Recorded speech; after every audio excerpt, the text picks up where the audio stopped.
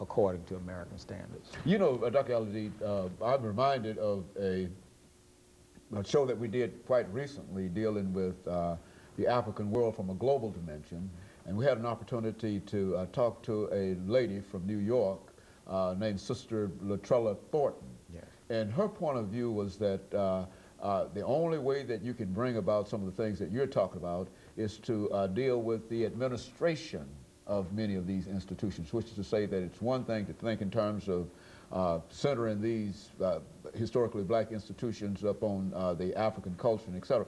But the most important thing is to think about a method whereby you might be able to deal with those who are in charge of these institutions, to have them to see this point of view. Now, how would you address that?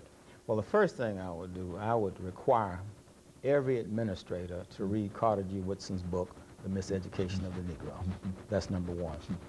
After they finish reading that book, I require them to read a book, interesting enough, written by a white woman, entitled Uncle Tom's Campus, so that they can clearly see that their interest should be with the community and not with the Board of Trustees if they're in the private sector, or with the Board of Regents if they're in the public sector.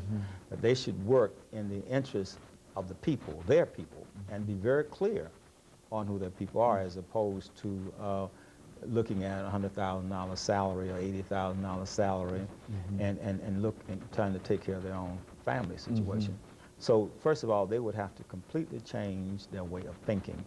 Now there is one college president that I admire a lot, and I had an opportunity to work under him, with him rather, from 1975 to 1985, and that's Dr. Frederick Humphreys.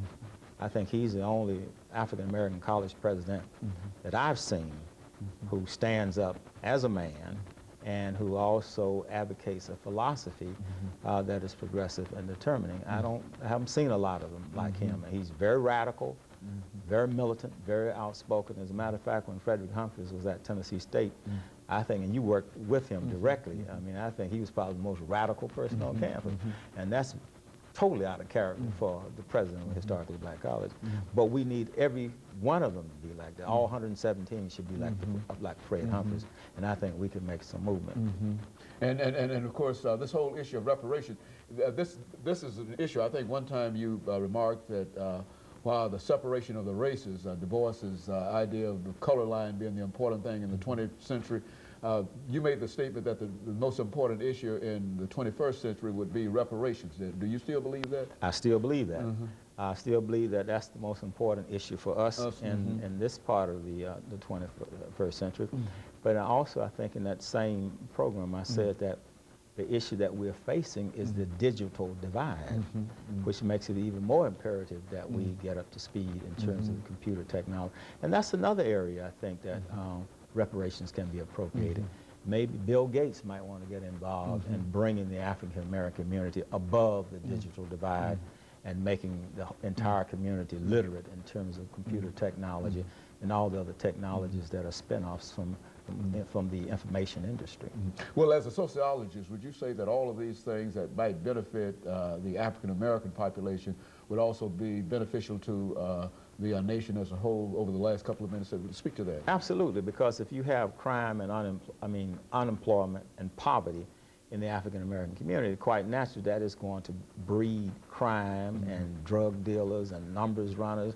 So once you get that out of the communities will be safe, and then even white people will feel safe walking in North Nashville or other African American communities across the country, because they know the people don't have to steal, they don't have to rob, they don't have to be hostile, because they have all the material things that they see white people have here in this country. So absolutely, I mean, that would be the most peaceful environment I can think of.